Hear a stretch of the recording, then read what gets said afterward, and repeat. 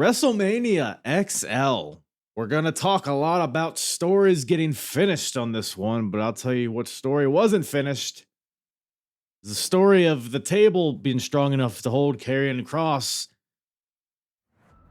because the table collapsed under his when he laid on. I didn't have anything else for this. I don't know. We're just going to talk about WrestleMania and my Raw reactions. I don't know. Let's just hit play on this bad boy. Talk around and disregard it. Strip you off the ground, show you what heart is. Standing strong and proud, nothing can knock this. Let's get started. What is up, everybody? Welcome to the Apron Bump Podcast. I am your host, the hardest part of the ring, Kyle Bird. How are we doing today, folks? WrestleMania has just unloaded all over all of us. And got a lot of thoughts on it. Got a lot of thoughts. Just, I got no notes on this one. We're just gonna I got the card pulled up. I'm just gonna let my raw thoughts seep into your pores. Recording this before Raw. Just, full transparency. So if any major things happened on the Monday Night Raw, they will not be included because I'm not yet a time traveler. But lots happened this weekend. We're going to get all up in its guts. But yeah, like I said, no real format here. Just kind of hanging out, just vibing. This is going to be a big vibes episode here. Nothing too crazy. We're just chilling. We're just hanging out with our wang out. We're just going off of, initial reactions. We're sitting here at around, 12, 13 hours after WrestleMania has concluded. So these are raw dog reactions here. No Trojans, no lube, just plowing it in there. I still feel Cody in my veins. I still feel the adrenaline in my soul. You know what I'm saying? Oh, fuck. How does Rock do that? He just slaps his fucking forearm. He makes it so loud. He does it all the time and it hurts. Holy jeez. I'm a sensitive boy though, so maybe that's it. But yeah, man, what a fuck it would. Before we get into anything, first of all, make sure you're followed or subscribed or, like the bell, jiggle my balls, like the bell, hit the bell. I don't know what we're doing. Make sure you're subscribed for any future episodes that I record here or just other clips. Listen wherever you listen to podcasts, YouTube, all that stuff. But I'm not here to plug just my asshole. But we're here to talk about WrestleMania, the whole weekend. Stacked weekend. Where do we even begin, man? I'll just quick shout outs here because we won't go into super high depth into any of these, but lots of independent wrestling happened over the weekend. Shout out to just the whole WrestleMania weekend as a whole. You know what I mean? All the independents coming to Philly. Ring of Honor had an awesome, I hear it was a pretty good pay-per-view. Or at the very least, Mark Briscoe ended up walking out as the world champion, which is an amazing moment. I think it was 11 years to the day where his brother won the world title. So awesome stuff there. I don't know if it's going to get me to watch Ring of Honor. We'll see if maybe they start having their champions on their show, but maybe I'm asking too much. NXT TakeOver in what they call it, Stand and Deliver. Blinked on the name there for a second. I did check that out, and that was a very good show. Particularly, I would say if there's one match you need to go back and watch, it is the triple threat match for the North American Championship. Obafemi, Dijak, and Josh Briggs had a killer match. So fucking fun, dude. NXT's their takeovers, their PLEs have been really hitting lately. And definitely worth a watch. It's worth, if you've been out of NXT for a while, it's worth jumping back in, giving it a try. There's still a lot of cringe. There's a lot of not good stuff there, but it's developmental. It's there to serve a purpose. And I think so far it's been serving it pretty well since their whole rebrand from 2.0. So shout out to TakeOver. Trick Williams, Carmelo Hayes had a really good main event. Almost kind of I didn't expect Trick to just win. You know what I mean? It felt a little I don't want to say it was underwhelming because it was a good match. Maybe slightly underwhelming, but it was a good match. Great build up. The tag team match in the opener was awesome. The whole show is actually really worth a watch. There's no real duds on the entire show, so shout out them. But let's get into what everybody's really here to. What I would assume everybody's here to talk about. The whole show called WrestleMania Extra Large, Saturday, Sunday, and a lot of people in the comments talking about the main events. I mean, should we just break it open? Should we just dive dick first into the main event? I mean, full transparency here. So I obviously I watched the show. Saturday night I watched it at home with the WAF. Got some Wingstop, you know, so we were able to watch the 6-woman tag. We'll get into that. But then Sunday night went over to a friend's house. A lot of people over there, so it was an action-packed weekend. But yeah, I mean, and then so I watched it obviously Saturday and Sunday, and then this morning I went back and watched some moments just to kind of like be immersed in it, you know, by myself, watching it, like hearing some of the stuff that I maybe missed, watching it live, whether it was, you know, people screaming next to me or me being in a coma from eating 20 chicken tenders from Wingstop, you know, whatever the case is, right? Few things I want to just shout out right out the get-go here. The production of this show was incredible. Well, for the most part is. Night 2, at least, was particularly. I'll say this is just the one negative, I think, from a production standpoint was so night 1, you know, judging from the feedback on social media and on Twitter, Instagram, whatever the hell, it seems like night 2 was absolutely the better night. And I think that's an understatement in just saying that. I think like in the 2-night era of WrestleMania, so the past 4 or 5 years, I think this year's there was like the biggest discrepancy or disparity between nights. Generally, like there's always one night that's a little better, but man, this year night 2 blew night 1's dick and balls out of the water. It was wild, and there was like a couple reasons I think contributed to that. One is the weather. I believe it was a bit colder night 1, and I think, and I have a lot of friends that went there, and they said that man, they were just frozen by the end of the night. They couldn't muster like, you know, really getting animated with their chants or with their reactions, and you kind of felt that throughout the entire show. Night 1 felt like a dead crowd, but also you got to consider that it's an open air stadium. The acoustics in that kind of environment are dog shit, honestly. You'll hear all the legends talk about they hate those big open air because the sound just travels up and out of the stadium. But you also you watch Gunther and Sammy and you hear the reactions during that match, and then it's like, okay, maybe they were just kind of dead for a lot of the show. But like I said, I think the weather contributed to that. I think night 2, people were, it was warmer night 2, but I think people maybe came more prepared with more layers. It definitely felt louder night 2. So also another thing about this, which I haven't really seen anybody mention, and maybe it's just me, it felt like night 1 was like darker. Like you couldn't see the crowd at all during night 1. Like I haven't done a side by side. Maybe it was just me. Maybe it was just the, you know, the sound of the crowd maybe made me feel this way, but it felt like the crowd was really dark. Like you couldn't see anybody beyond like the 4th or 5th row. So it felt small, night 1 did. Based on the audio and the visual, the show felt small, so it didn't feel as epic. So to me, night 1 hardly felt like a WrestleMania, barring a few moments here and there. So I think that contributed to it.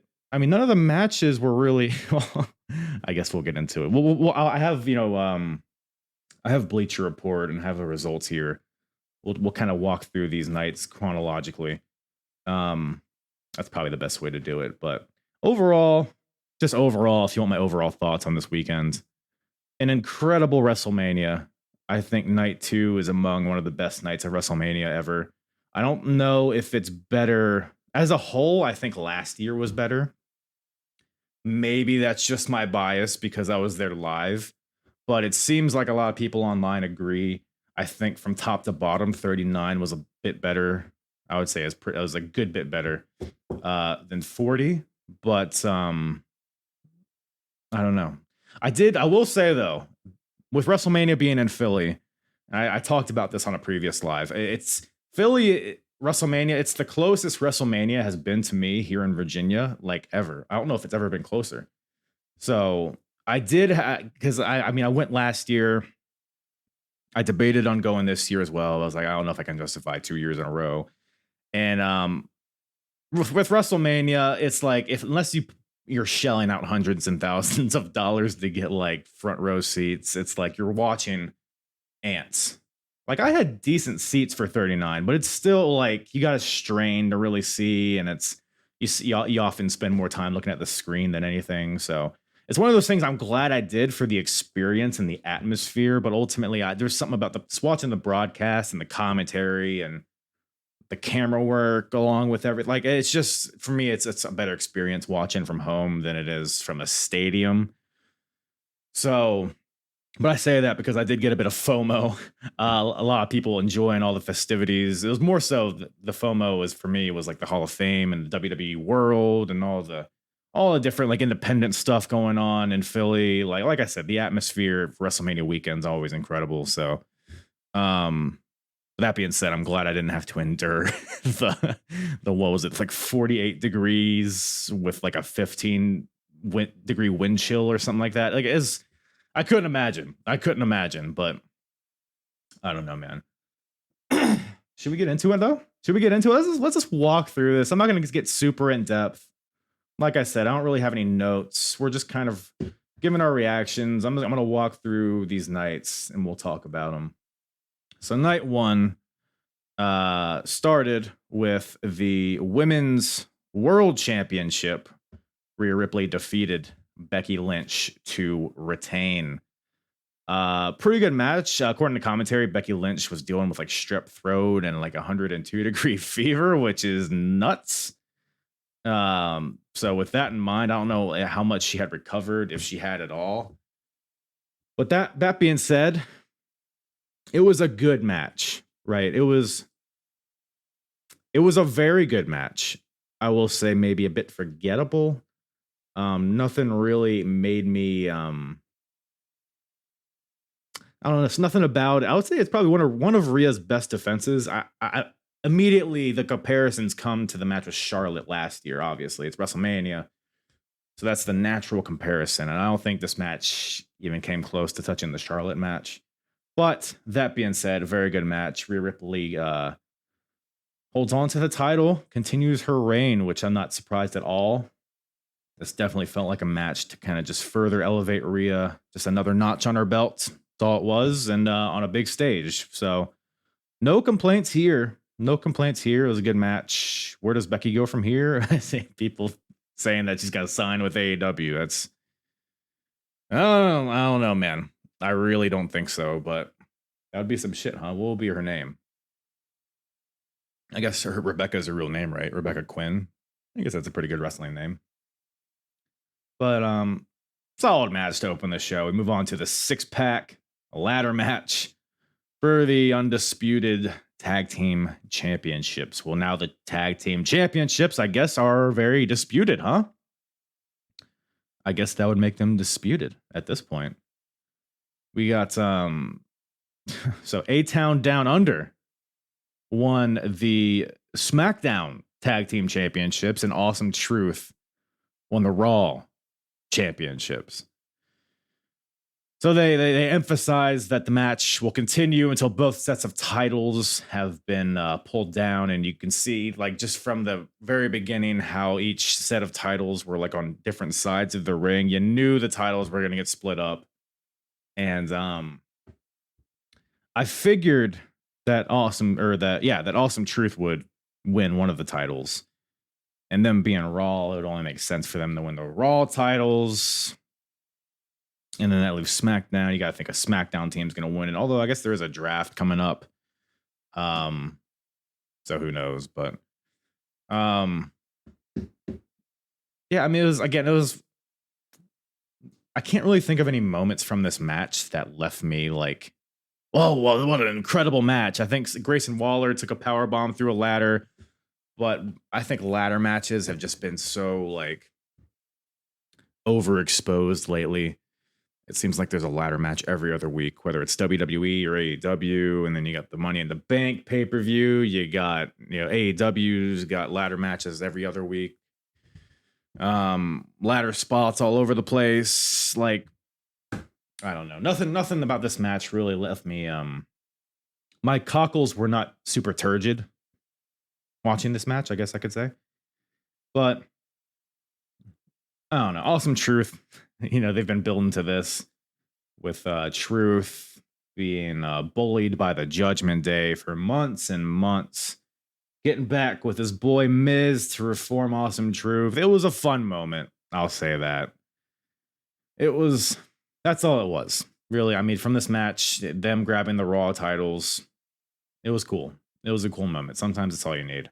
But we got the titles split up now, and they've been slowly building the tag division in the past couple months with, all the teams in this match, plus teams like that weren't even in this match, like the Creed brothers or Pretty Deadly or, the LWO, Legado del Fantasma. Like, they got a lot of teams here, and I've always been against, not always, at least the past couple years, I've been against them splitting up the titles just based on the fact that I didn't think there was enough of a division to sustain two brands.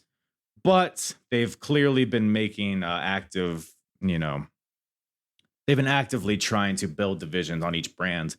So it'll be interesting. See, it'll give teams like, the Street Profits and AOP something to strive for. And I'm optimistic about it. It's a new era, everybody.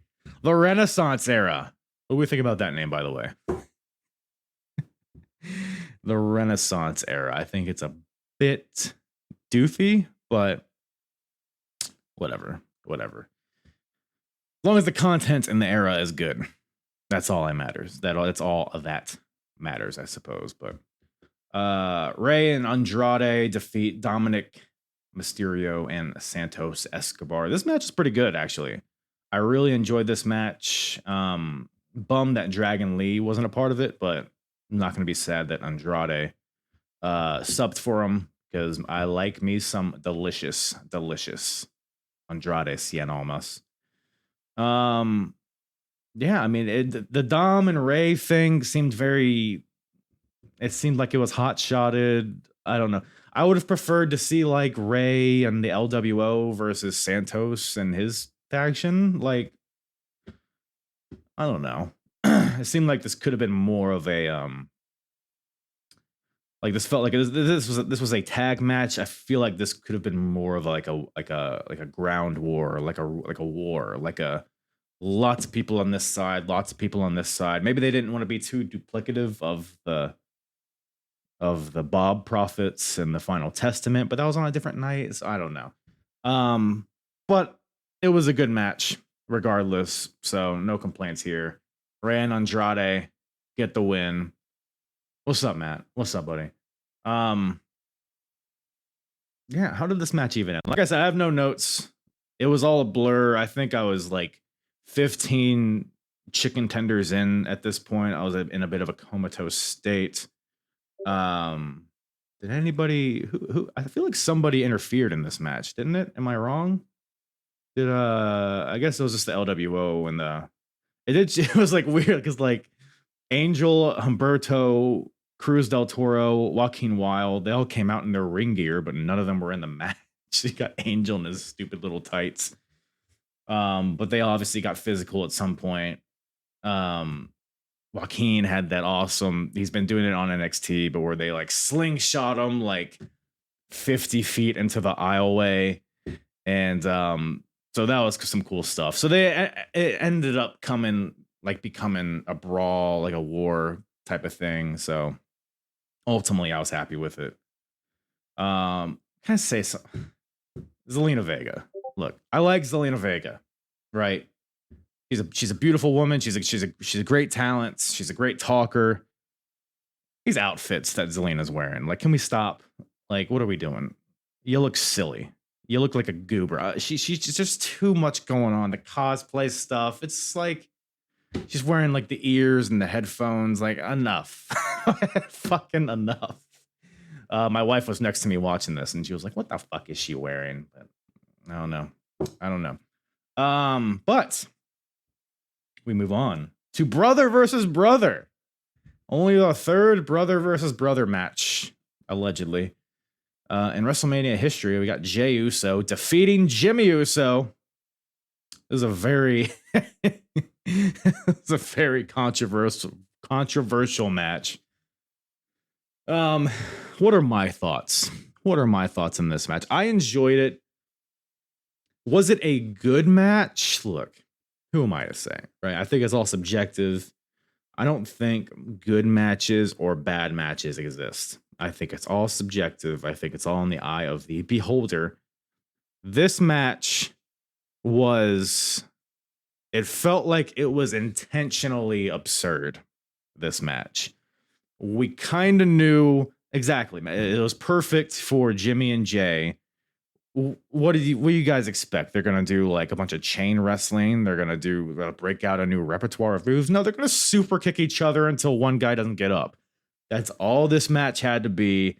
That's what this match was, and I think it was pretty good for what it was. There's gonna be a lot of melodrama. There's gonna be a lot of dialogue within the match. This is all the bloodline. Like this is what it is, right? And I think that. While it wasn't like a match of the night or anything, I thought like for where it was in the card and where it sat within the overall bloodline storyline, especially with how they followed it up on night 2, I thought this was good. I had fun with it. It was silly. Like I said, it was absurd. Like when they're just trading super kicks, like, you know, like the yeet, no yeet. You know how traditionally it's like, yay, boo, like that whole like back and forth, but they're doing with super kicks. That's what the Usos are. It wraps it up in a nice little bow. And ultimately they get their moment. They get to say that they had a match with each other at WrestleMania. It was cool. It was cool. So I liked it. A lot of people didn't like it. Some people are saying it's like the worst match, and like enough. Enough. It wasn't that bad. All right. At the very least, it was kind of whatever, you know? But I enjoyed it. I enjoyed it for what it was. But after that, we get Jade Cargill, Bianca Belair, and Naomi defeating Damage Control, Dakota Kai, Asuka, and Kairi Sane. Not a lot to this match, but that's kind of what it, you know. Like I just recently watched WrestleMania 8, where they had, I think it was an 8-man tag or a 10-man tag, whatever it was. It was like Jim Duggan and Repo Man. And it was like, you throw a lot of characters in there. You don't do too much with it. You give the baby faces all of their spotlight. The crowd's eating it up. It was a very digestible match is what I'll say. Like, this is clearly a spotlight for Jade Cargill, who's making her first like proper match debut. And then obviously the pairing with Bianca and Naomi. It's a great moment. Seeing those three out there, like, we've clearly entered a new era here.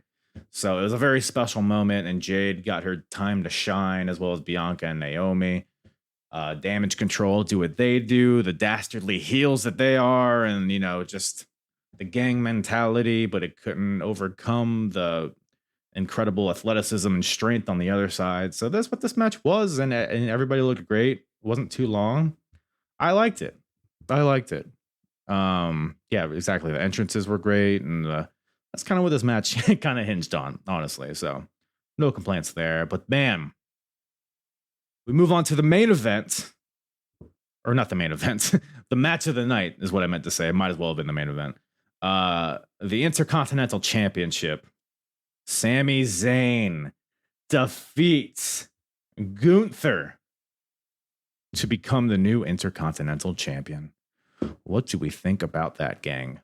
What do we think about that? I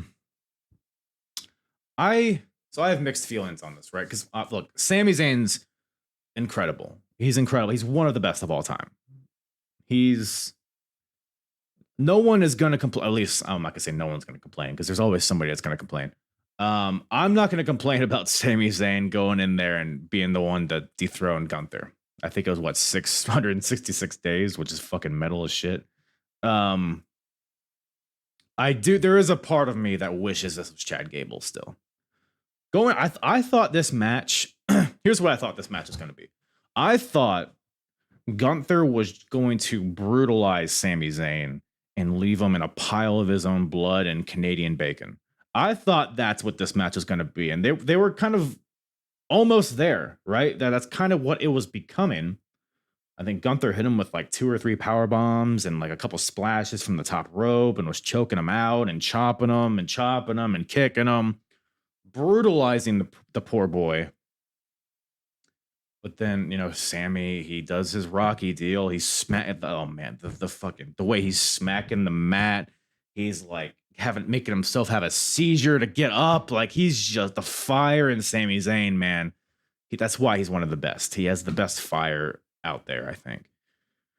Hulks up, haluva kick, brain buster, breaking out the top rope brain buster from the El Generico days, which I'm sure he's done it in WWE. I can't really remember. I think he's done it to Kevin Owens in one of their matches, and none really pop out to me other than that. But yeah, so that shows like what it takes to take down the Ring General. And then follows it up with a haluva kick to the back of the head. And that's what takes down Gunther. I mean, match of the night by a country mile. Like nothing even comes close. Maybe the main event comes a little close just based on the ridiculousness of it. But from a pure wrestling standpoint, probably the match of the weekend. Incredible moment for Sammy. They've been people have been saying that he was just hot-shotted into this match, but he wasn't.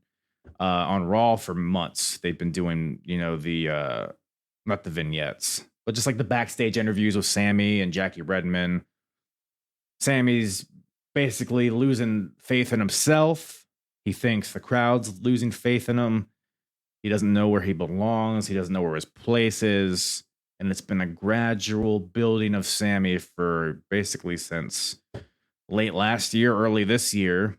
Finds his way into the Intercontinental title match and beats Gunther. Almost been building to this almost, you could say, since last year, coming short against Roman. And he's built himself back up to become the IC champion. But like I said, there's a big part of me that wishes it was Chad. I still do. Ultimately, I do wish it was Chad Gable. I think the story they were building with, Gunther taking out Chad in front of his family, how Chad beat Gunther, and like it was the 5-minute challenge thing on Raw that they did. Like nobody had come as close to beating Gunther as Chad did. And I think a WrestleMania moment for him would have been the icing on the cake, strawberry on the icing, whatever the fucking saying is. But Chad is still very much in the picture. Obviously, he's been the who was Rocky's coach? Fuck, people are gonna get mad at me for forgetting. He's been Sammy's coach during this whole thing. He's been very present on screen. And I think Chad, was it on this show or maybe like the Raw leading up to it? He was like, "You owe me that favor," which you gotta figure that it's gonna be Sammy defending against Chad at some point. Maybe Backlash, maybe just on Raw. Who knows? So that is seemingly upcoming on the horizon. Chad Gable versus Sami Zayn, which, gosh darn, pal. I mean, we got a little taste of it in the Gauntlet match, and so we know what they're capable of. So giving them a proper spotlight on maybe a pay-per-view, proper one-on-one match. I mean, it's gonna be Barners. It's gonna be a barn burner. I didn't know whether to say barn burner or banger, so I just said them both at the same time. It's gonna be Barners, everybody. But so yeah, but Sammy Gunther, I mean, I would say it almost saved night one because it's it was, I've been here saying that I've enjoyed the matches, but there was just a bit of seasoning that it didn't have the WrestleMania kind of feel to it leading up to it. And I mentioned earlier how like the lighting, the audio, all of this stuff, the crowd being cold, a lot of things contributed to that. But regardless, we work our way to the main event of night one. The Rock and Roman Reigns defeat Cody Rhodes and Seth freaking Rollins to establish bloodline rules for night two. The Rock, Dwayne Johnson, and Roman Reigns. How delicious did these fellows look out there? Good googly moogly. Chiseled out of granite. Roman was starting to get a bit dad bod. He wasn't dad bod, but you could see him like regressing a little bit. But then, he said, no. Let me right quick get in the best shape of my life real quick. So he looked amazing. So did The Rock, obviously. He always does. I'm really just creaming over these guys, aren't I?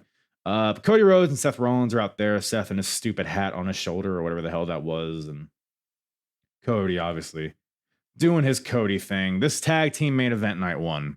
I mean, another match that's kind of polarizing, I would say. Perhaps. Would that be the word for it? It was an Attitude Era main event. It was crowd brawling. It was brawling in the aisleway. It was weapons. It was... Were there run-ins? I guess there weren't really any run-ins from what I remember. Like I said, a lot of this was a blur, but obviously you have like The Rock, because this match was not bloodline rules, but The Rock, he's like pointing at the ref. He says, you count me out, you're fired, motherfucker. Like, god damn, Rock. Enough. What is there to say about this match? I predicted that Rock and Roman were going to win. It just made sense, to further build the adversity for Cody going into night two. But The Rock looked good, man, for the most part. Maybe a little shaky at the beginning, but I think as the match progressed, you saw that old Rock come out. The bumping and the selling from Rock was on top form in this match. And ultimately, The Rock pins Cody Rhodes with the rock bottom and the people's elbow, all while talking that shit to Mama Rhodes. Man, oh man. It was like it was a very polarizing match. A lot of weapons, a lot of kendo sticks and belts and chairs and referee tomfoolery. It was what it was, man. It did feel like a main event. This is the one match where it's like it started to feel like WrestleMania a little bit, but it definitely felt like the preview to night two almost. That like overall, I feel like night one just felt like the night two pre-show almost. You know what I'm saying? And historically, night ones have always been better. I think so, right? For the most part. But night one was a little lackluster, but there was some good stuff within there. But let's scurry on to night two, shall we? World Heavyweight Champion Drew McIntyre. Well, he was the World Heavyweight Champion. The World Heavyweight title match. Drew McIntyre defeats Seth freaking Rollins to win the championship. Finally wins the world title in front of fans. This is an awesome match. It was very much a shootout. It was a lot of finisher attempts, finisher counters, even the Claymore right out the gate. Like it was just, they were throwing bombs at each other. But I really enjoyed this match. It really hit a good gear throughout the entire thing. There weren't any slow moments. Drew fucking dominating Seth in the beginning, going over to, I don't know if it's his wife or his girlfriend or what it is, but and then tweeting bored at work LOL as he's within the match was just incredible. But that's not really the story here, is it? Drew defeats Seth with like 5 claymores, whatever it was, pins him in the middle of the ring. And Seth, you know, he's been defending this title for about a year now, right? About that. And he's had the back injuries, he's had the knee injuries, and it all has just this was the straw that broke the camel's back, I guess. So Drew wins and then goes over to old CM Phil on commentary, talking shit, puts his claymore right in Punk's face, tells him to suck this sword. Punk trips him up, beats him, hits him with his arm, whatever you call it, the brace. And then the old Judgment Day music hits. Fucking Damian Priest comes out, cashes in Money in the Bank. He fucking did it, man. The bisexual Undertaker hits South of Heaven and becomes the new World Heavyweight Champion. Whew. Man, first of all, I got to shout out Gigi Dolan. First of all, I don't know if this is, I've never seen this before. I don't know if she made this up or if whatever. She called Damian Priest the Cunter Taker, which is just phenomenal. That's all he's going to be for the rest of his tenure to me, because that's what he is. He served cunt in this match. That's for damn sure. Nobody can take that away from him. And yeah, what do we think about that, man? Damian Priest, world champion. I'm all about it. I don't foresee him having a long run with it. But I mean, it poses a lot of questions. Because, you know, Drew wins the title and everybody's like, okay, he wins in front of fans for the first time in his career.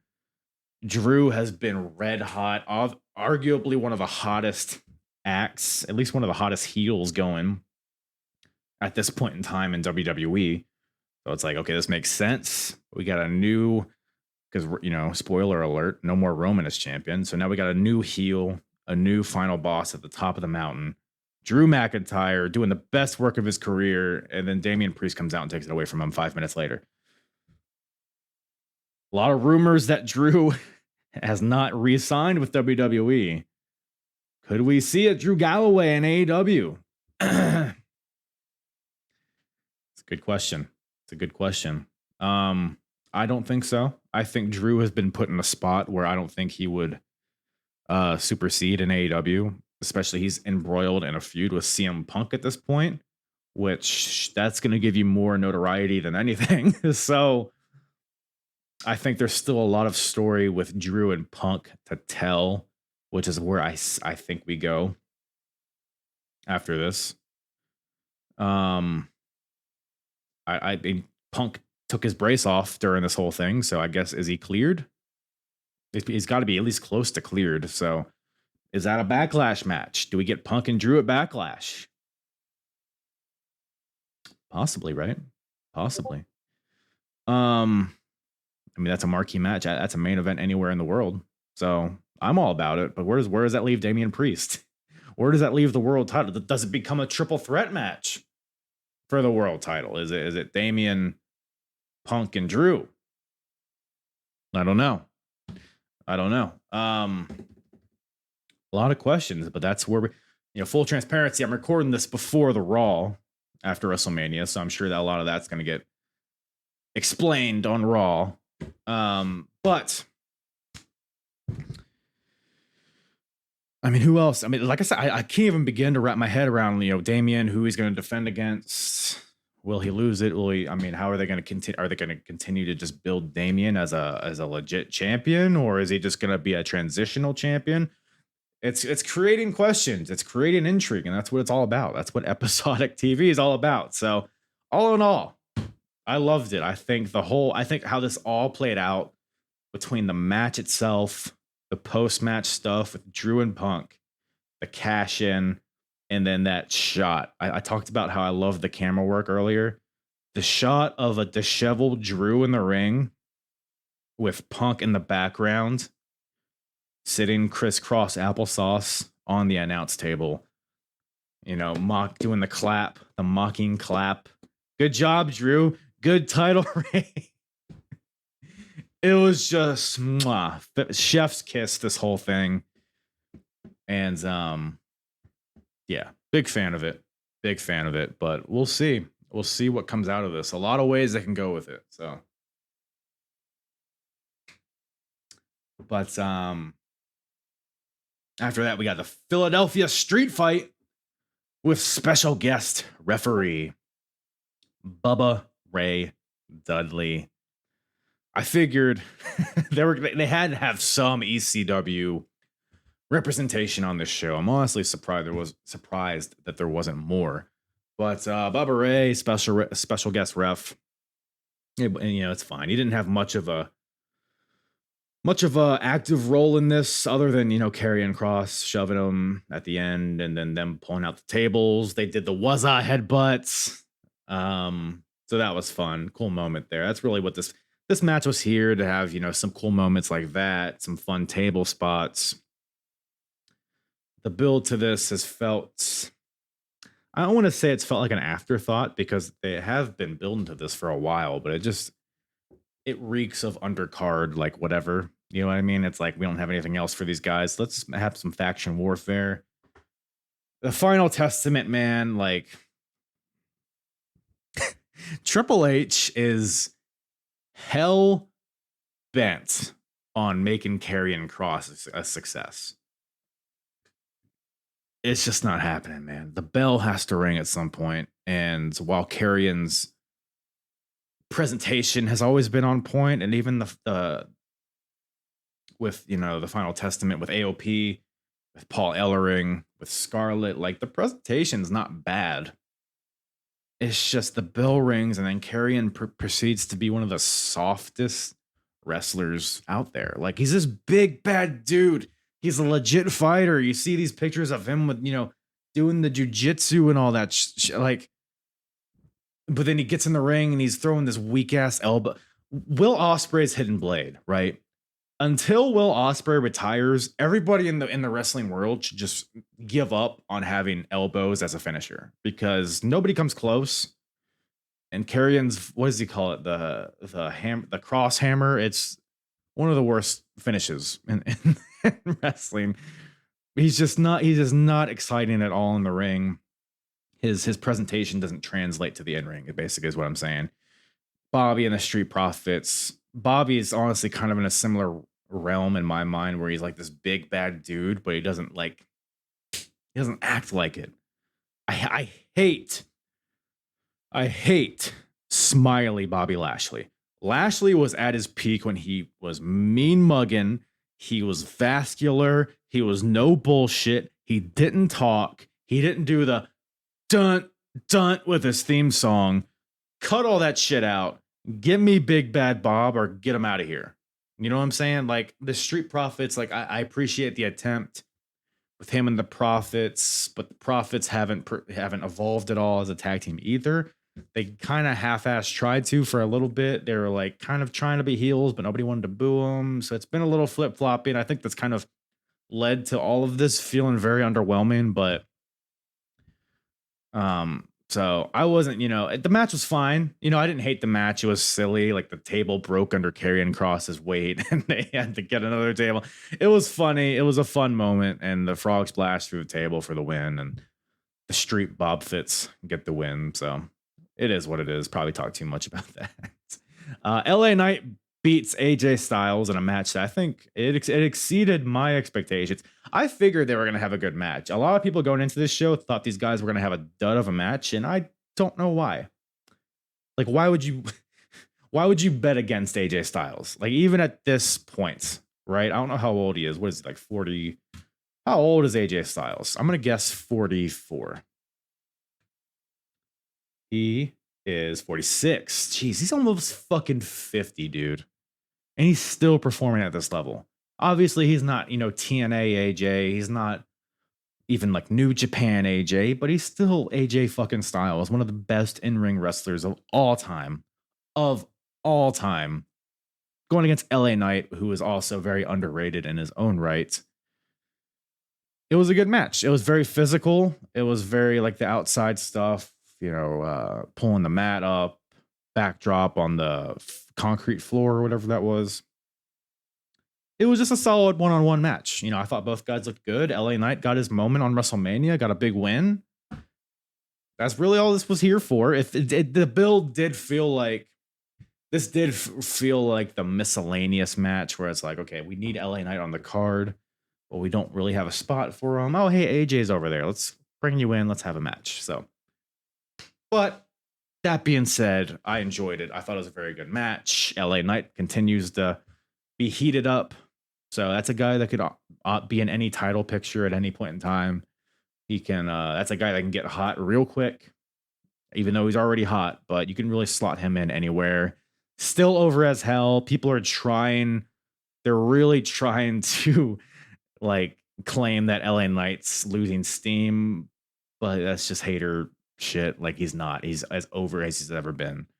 So good stuff there. Shout out to AJ's new theme song, by the way. Personally, I've never been crazy about We Don't Want None. I don't know. It just never felt like a good wrestling theme song to me. This one here, I thought is an improvement. I thought this was a vast improvement from his last theme song. And I thought it fit his new presentation swimmingly. So it was good stuff. Good stuff. Triple threat match for the United States Championship. Logan Paul defeats Randy Orton and Kevin Owens to retain the title. Another really good match. I mean, night 2 was just boom, boom, boom. Not a bad match of the bunch. You could Randy and Kevin Owens are clearly like just having a good time out there. Kevin comes out in the golf cart, which I don't know. Is this a callback to him getting run over by the golf cart? I guess that's what the homage was. And then he carried Randy to the ring. It was very silly. Randy's just in this point in his career where he's just having fun. He's just being silly and he's having a great time out there. And it's translating to the viewer because I'm having fun watching him. So, and Logan Paul continues to just be annoyingly good at what he does. Just an incredible heel. Picks the bones in this match swimmingly.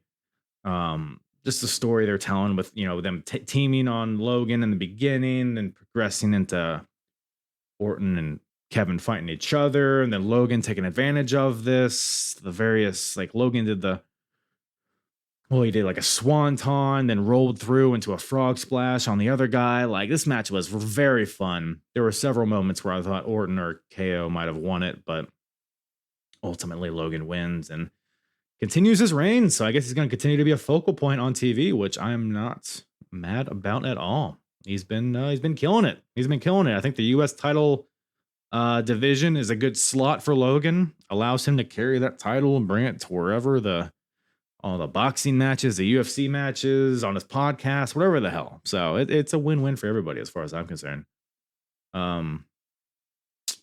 We got what's after that? Oh, the WWE Women's Championship. Bayley defeats Io Sky to win the WWE Women's Championship. What a fucking awesome match this was, dude. Holy guacamole. I would venture to guess if you polled people, which match would be better, Rhea Becky or Bayley Io. I would say most people would probably say Becky Rhea, just based off of last year's Charlotte Rhea match. But Bayley and Io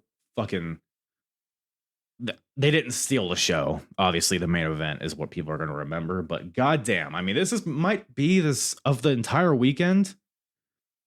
I don't know if I'll put this over Sammy and Gunther, but this is a strong number 3 for the WrestleMania weekend, I think. I mean, the presentation of Bayley and Io just from the entrances were fantastic. Bayley looked really good in this match. I've been kind of down on Bayley for the past couple of years. I feel like she's slowed down a little bit, but she came with it in this match, dude. This was very reminiscent of the takeover match with Sasha Banks. I mean, this was just back and forth. This match was Io works the leg of Bayley. there were a lot of matches, and that could be one critique. There were a lot of matches, even just like on this night too, where there was a lot of like leg work. There was a lot of people selling the leg injuries, things like that. I don't think anybody sold it as well as Bailey did in this match, though. Just supreme selling from Bailey throughout this entire thing. Io looked like a star. Like watching Io Sky, who at one point kind of felt like an afterthought in NXT. She comes out in the co-main event of WrestleMania Night 2 as the champion with the music, with the entrance, with the awesome Titantron, like all of this. It just felt like an awesome moment for both ladies here. And they killed it, man. They killed it. I was a big fan of this match. And Bailey gets her WrestleMania moment.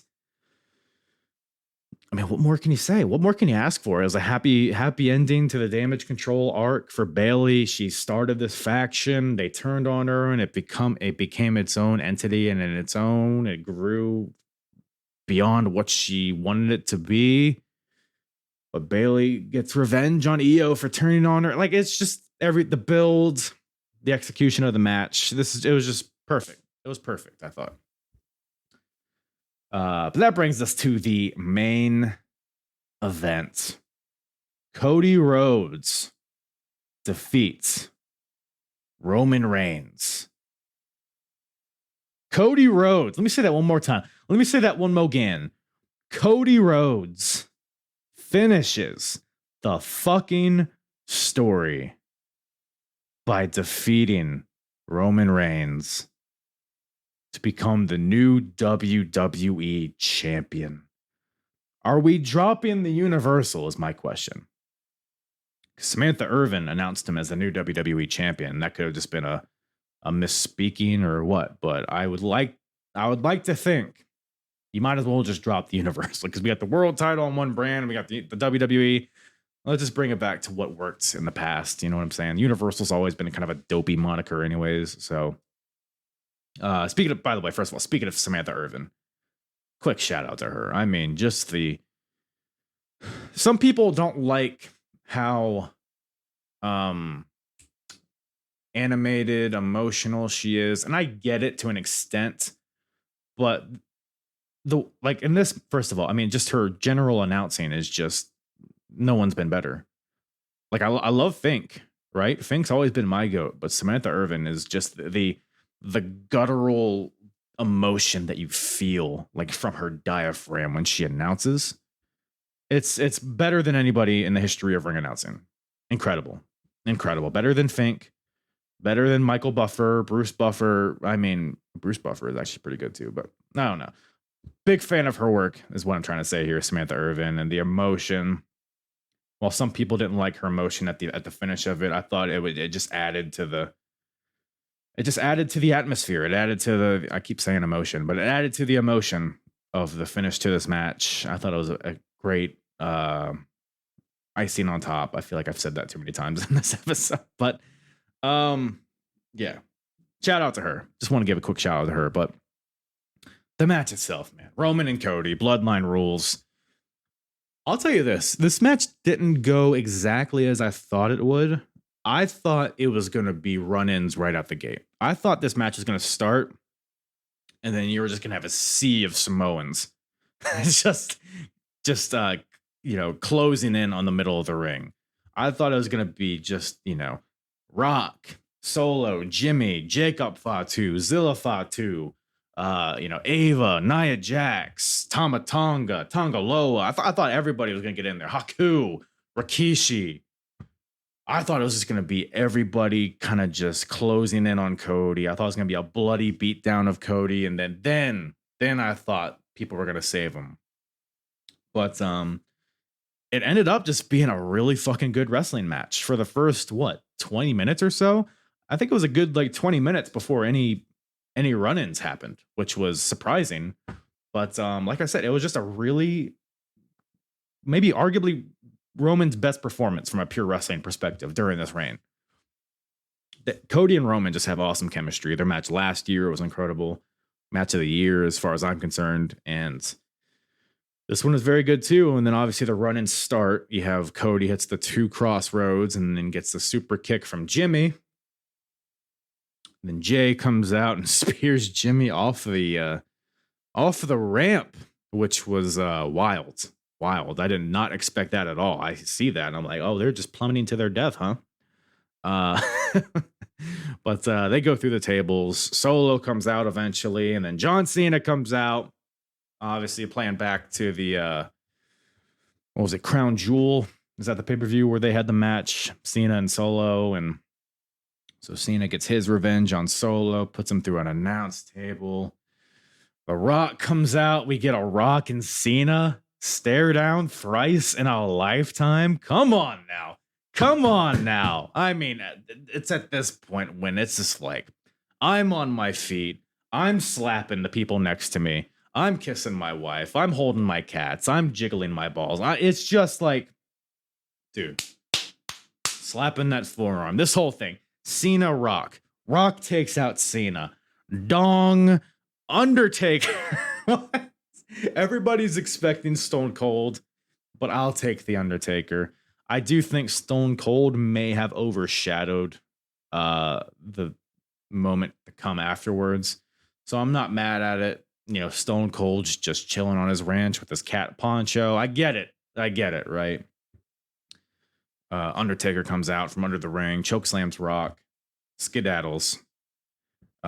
Seemingly kidnaps Rock. I think he took Rock to hell with him, you know, to under the ring. But then that just leaves. Oh, by the way, I didn't even bring up the Shield music, which I think everybody and their mother expected Dean Ambrose to come out. But no, it's just Seth. It gets absolutely wrecked immediately with a Superman punch, which was hilarious. And then in the moment, I'm like, what? Why'd they even bother with that? But then it played out. The match keeps going on. It's just Cody Roman. There's a chair in the ring. And this is another point where the camera work was just perfect. Cody's down. Roman's up. Roman grabs the chair. The camera is focused on Roman and Cody. Seth is still in the ring, but the camera is not showing Seth. Roman picks up this chair. The camera slowly pans over to Seth as Roman is looking at him.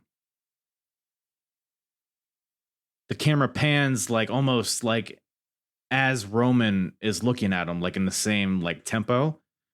Roman follows it up. He's still not over the Shield. He's still not over the breakup. He takes this opportunity. Seth won by DQ at Royal Rumble a few years ago. Seth turned on him to exit the Shield. Roman is still not gotten over this. Takes this moment to not hit Cody, but to hit Seth instead. And this is what leads to his downfall. 3 crossroads. 1, 2, 3. Boom. Finishing that story, baby. Just, I mean, I said this earlier. I watched this again this morning, and there's like it was like sometimes you watch wrestling and you feel goosebumps. This is one of those moments where I literally like felt my veins pulsating. Like it was just like if you don't feel anything watching this, I think you're just actively trying not to feel anything. I think you're just you don't want it to be good, but you can't deny what it is. An incredible build. People were mad last year when Cody didn't win. I came up here after that show. I told everybody it's gonna build to a better moment next year, and by golly, it did. They have the WrestleMania 10 style celebration with all the baby faces coming out, picking them up on their shoulders. I mean, dude, like, what more can you say about this? I mean, Cody hits the 2 crossroads. Every time he's hit 2 crossroads against Roman, there's been some sort of interference. A solo thumb, a Jimmy foot. But he hits the 2 crossroads, and then you see nobody around. It's just him and Roman. You know he's got him. Just that build up to that final crossroads, and then I mean, whew, Such great shit, man. Such great shit. Michael Cole on commentary is getting legit emotional. It's just like, this is what wrestling's all about, man. It's what wrestling's all about. A great build, a great payoff, a legit feel-good moment, and Mama Rhodes gets in there. Cody hands the title to her like he said he would. Brandy's in there. I think -1 is in there. Some more of Cody's family. And that's how that's just, there's no more shenanigans. I mean, he shakes Seth's hand, and again, more camera work where it's like Cody's in the ring, and then the camera slowly pans over to Seth, who's on the outside. They shake hands, but you know they're going to come to a head at some point because Seth sacrificed everything to help Cody take down the bloodline. So lots of stories interwebbed throughout all of this stuff, which again, it just leaves more intrigue to see what is going to happen next. So yeah, man. I mean, that's how the show closes, the pyro, and it's just a happy ending. And sometimes you don't get happy endings. WrestleMania 39 showed that, which makes these happy endings feel more meaningful when you don't know if it's going to happen. Because if every WrestleMania just ends up with the babyface winning, like it's just a foregone conclusion every year. So you need those WrestleMania 39s where you don't get that finish that you want, so that these finishes here mean something. So I loved it. Match was phenomenal. I mean, I don't know if anything's going to top that this year, but we're still, in the first third. So who's to say? But I think that about does it, man. I just wanted to come up here. I even went longer than I thought I might, but I just want to give a quick reaction to WrestleMania. Still very raw, still very fresh in my mind. Like I said, this is before Raw even's happening. I'm gonna try to have this episode up by Monday afternoon, possibly. So that's what I mean. Is it among other WrestleManias? Where does it fall? It's tough to like, how do you compare 2-night WrestleManias against 1-night WrestleManias? It's always a weird thing, but I think night 2 of WrestleMania 40, I'll put it maybe top 5, possibly. I mean, 17 still number 1. I think WrestleMania 39 night 1 is up there. Even night 2 is in the conversation. WrestleMania 38 night 1. WrestleMania 19, WrestleMania 18. Like, there's a lot of good WrestleManias out there, but this is definitely top 10, maybe top 5 is what I'll say. Is what I'll say for now. I don't want to let recency bias cloud my judgment too much, but it was just a fun. It's what wrestling is all about, is what I'll say. You got your Sammy Gunther work rate match on night 1, and then you got all the tomfoolery in the main event of night 2. And then you got some good stuff in between. So it was just collectively a great night, great weekend of wrestling. And this isn't even talking about, the NXTs, the Ring of Honors, the other indies happening in Philly. I think Stardom had a show. Like, there's a lot of great stuff in wrestling happening.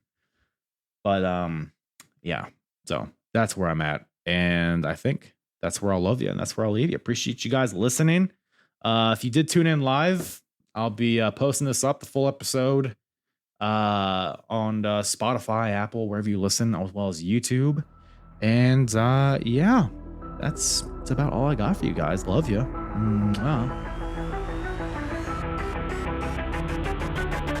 I'm hard. Yeah. It's the hardest. Talk around and disregard it. Strip you off the ground, show you what heart is. Standing strong and proud, nothing can knock it. Let's get it started. It's the hardest. Talk around and disregard it. Strip you off the ground, show you what heart is. Standing strong and proud, nothing can knock it. Let's get it started.